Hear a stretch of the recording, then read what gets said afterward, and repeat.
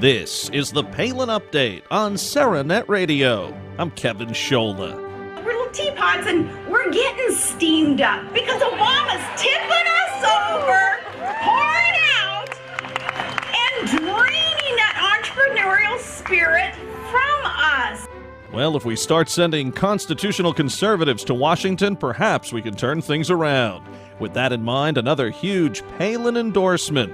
This one in the Show Me state, where Governor Palin is backing Sarah Steelman for U.S. Senate.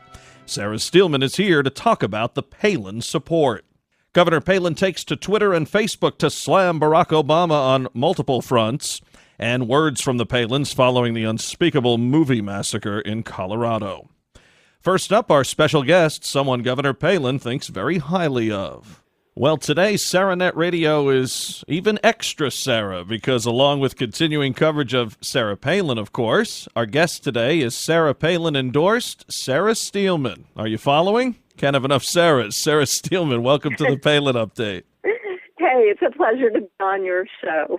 You know, when I spoke to your son the other day, and then also one of your staffers, I kept saying Sarah this and Sarah that, and then finally caught myself and said, okay, we better say Palin and Steelman, or I'm going to cause a lot of confusion. Congratulations on this big endorsement in your race for U.S. Senate in Missouri, and it must give you, Sarah Steelman, a lot of momentum having Sarah Palin in your corner.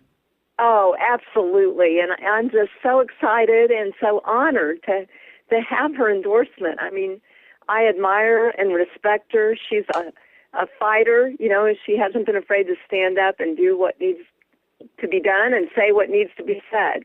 And I can't tell you how honored and proud I am to have her endorsement. And yes, it's given us a lot of momentum, and boy, have I gotten great feedback this week. People have tried to compare you to the governor, and you accepted that like a badge of honor. What are the similarities between you and Governor Palin? Well, you know, I've worked here in Missouri to try to reform government and have fought against the establishment, and I've had some bad political consequences actually from it. But I knew it was okay because I was doing the right thing. And I think that's what she saw when she looked at my record. She knew that I had fought against earmarks and stood up against self-dealing in state government and those kind of things, which is what she did in Alaska. And that's the kind of people we got to get in Washington, D.C., because we cannot keep doing business the same way they do business. We got to change the way things are done out there, or we're just going to keep getting the same outcome. Just like Governor Palin, you've climbed your way through the ranks, too. In your case, you've been state treasurer and a state senator, and you've had to fight, like you said, that entrenched establishment, Democrats and Republicans. Talk about not backing down from the good old boys and cronyism, because it may not be as easy as people think it is. Palin's been one, who's been beaten up pretty badly in the press and by some of these politicians, career politicians especially, and a lot of times people think as women candidates, get it even worse sometimes. So how's that been for you, and how do you keep that fight and keep that focus? Well, it always is a fight when you take a hard stand against what seems to be the self-dealing and the insiders and the establishment, the status quo. When you want to change that, people get very defensive, and they don't like it when people speak the truth about what's going on in government and shine the light on it. And that's happened to me a lot of times. Like we had when I was state treasurer, legislators were actually wanting me to loan them money out of a certain program that I had, and I said no. If you're a legislator, it's a conflict of interest. And what they did in the middle of the night, in the last nights of the legislative session, they actually passed a law undoing my conflict of interest so that they could receive state tax dollars when I thought it was a conflict of interest, and it's wrong. And so those were my fellow Republicans, if you will.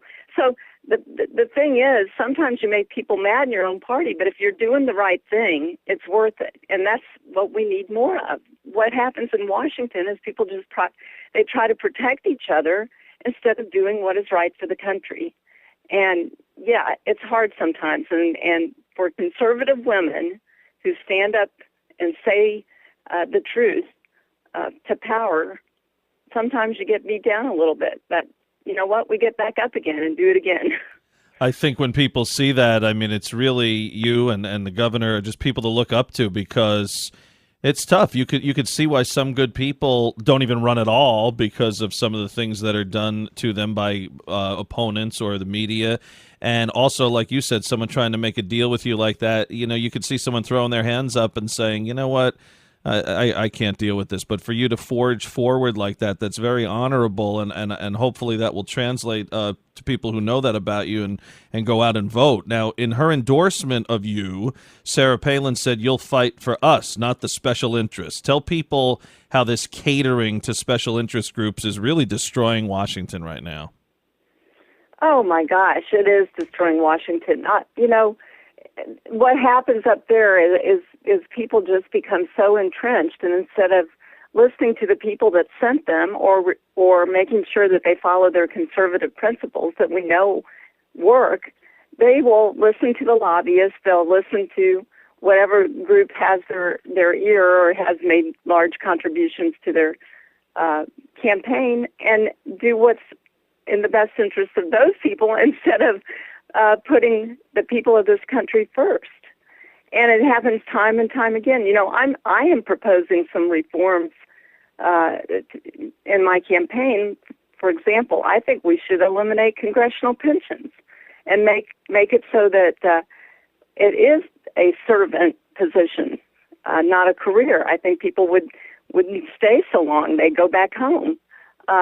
You know, right now, Congress exempts themselves from a lot of the laws that apply to businesses. You know, they have their own health insurance program when they exempted themselves from Obamacare. So we've got to change that whole Washington culture in order to get a different outcome, or they're just going to keep representing special interests and taking care of each other instead of putting the country first. You've really brought your message to the people of the Show Me State, ice cream socials, old-time events. What have you heard from Missouri residents? What do they need Sarah Steelman to do in D.C. once you get elected? Well, the biggest thing on people's minds right now is the debt and how we're passing along a humongous national debt to our kids, and they worry about it. You know, all over Missouri, people have just believe that their grandkids and their kids are not going to have the same opportunities that they had when they were growing up, and they want somebody to deal with it. And what they see happening is that no one wants to tackle the big issue. No one wants to put our financial house in order, and that has to be done. They want smaller government.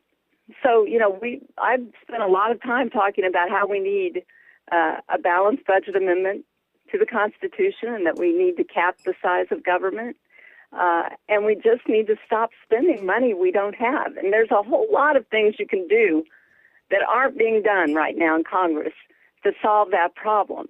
And, you know, every day people have to balance their own budget and live within their means. So they look at Washington and say, hey, why can't they do it? You've made it pretty clear that farming families will have a special place on your priorities list. Can you talk about the agriculture community a little bit and why Steelman is the right choice for them? Absolutely. And the family farm here in Missouri is so important to our agriculture, to just our rural way of life. And federal regulatory agencies are hurting family farmers. You know, we see these ridiculous rules that come out of the EPA, you know, trying to regulate dust, or rules that are coming out of OSHA that say, hey, 14-year-old boys can't bale hay anymore. And those are absolutely absurd. And we need people who are going to be proactive about making sure that those kind of things stop. So I've been out listening and talking to farmers all over the state. Actually, for about the past week and a half, we've had what we call a flatbed forum tour.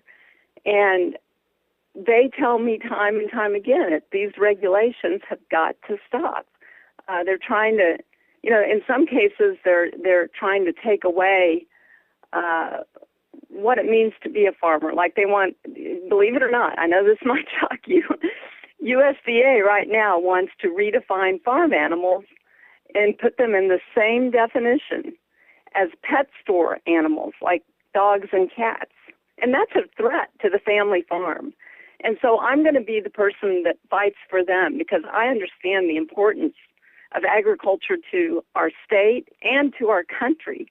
And if regulators continue to push these kind of ridiculous rules on farms, what's going to happen is that these big farming operations and the small farming operations are going to be put out of business. They're going to start doing it in other countries, and we're going to become dependent on a food supply that's in a foreign country, just like we are with oil today. And we cannot allow that to happen. You just never know what you'll get from the left, right? I mean, you talk about they're trying to group farm animals with our domesticated pets, and then at the same time they, talked about slaughtering horses in this country, which almost everyone's against. So you never know which way. But then again, we know someone in the White House right now who ate dogs, so. Well, that's true. And that guy's got to go, too. Yes. Well, listen, a mother of three, a friend of farmers, and a true conservative, not afraid to take on the politics as usual crowd. Sarah Steelman, we wish you the best of luck. What's your website and the primary date? My website's sarahsteelman.com. And, of course, that's Sarah with an H, just like Sarah Palin. And the primary date's August 7th. And, I am up against a big pocketbook. And so I need all the help I can get. And if anybody, is interested in this race, and it is an important national race, because if we're going to take over the United States Senate, we have to beat Claire McCaskill. And I'm up against a lot of money from her and her friends and her union buddies. And so I need all the help I can get. So if anybody wants to put $25 in, $10, whatever they can afford, I sure would appreciate it. Great. Well, let's hope Mizzou shows us how smart they are and puts you over the top August 7th and then on to November. And we'll talk to you again, I hope, before you take on McCaskill. Absolutely. Pleasure being on. Thank you so much. Thank you. Head over to sarahsteelman.com if you'd like to help this patriot out. She is endorsed by Sarah Palin and ready to win in Missouri. sarahsteelman.com. That's Sarah with an H, STEELMAN.com. This past week, Sarah Palin posted on Twitter and Facebook a link to a video. She titled it, "Here's Obama's nearly $1 trillion shovel-ready stimulus in action." And you really have to check this out. It's another Project Veritas gem. James O'Keefe is behind it, and it exposes waste and corruption behind stimulus-funded green jobs. Head to projectveritas.com to see the piece. Very clever and funny, but downright dirty when you see what these union thugs are up to now. Kudos to Mr. O'Keefe. This past week, Sarah Palin also posted a picture online. She titled it Some Common Sense. The photo shows a protester with a sign that reads, "Gun sellers are accomplices of crimes." And then there's a guy next to him, a little overweight, has his own sign that reads, "Spoons made me fat." An important message conveyed with humor. Very Palin-esque. Governor Palin also called attention to Bristol Palin's great blog and the latest entry, "I Built This, Mr. President," which shows President Obama plenty of proof about just how wrong he was when he said, quote, "If you've got a business, you didn't build that. Somebody else made that happen," unquote. Bristol's brand new Twitter account is also highlighted. That Twitter handle, by the way, is @Bristol's blog. Check it out for the full blog. Head over to pathos.com. Sarah and Todd Palin issued a statement following the horrific shootings in Colorado. It reads, "Todd's and my thoughts and prayers go out to the victims of the terrible tragedy in Colorado. Our family joins others in praying for everyone affected by the evil that inexplicably took innocent lives. We wish to remind all to hold loved ones tight." All of us here at SarahNet Radio echo those sentiments and send our prayers to all those affected by this senseless act. May God bless the victims, and may God bless America. Folks, remember, you can follow us right on Twitter @SarahNet Radio, and we are now on Facebook, too, so please like SarahNet Radio on Facebook. And don't forget, the Palin Update is now on demand, so just head to sarahnetradio.net, pick the show you want to hear, and you can listen anytime, anywhere. That'll just about do it for this edition of the Palin Update on SaraNet Radio. Visit SaraNetRadio.net for continuing coverage of Governor Palin. I want to thank everyone here at SaraNet Radio. Thanks to Sarah Steelman, and thank you for listening today. Please be sure to join us next time for another edition of the Palin Update. I'm Kevin Scholla. Have a pleasant day.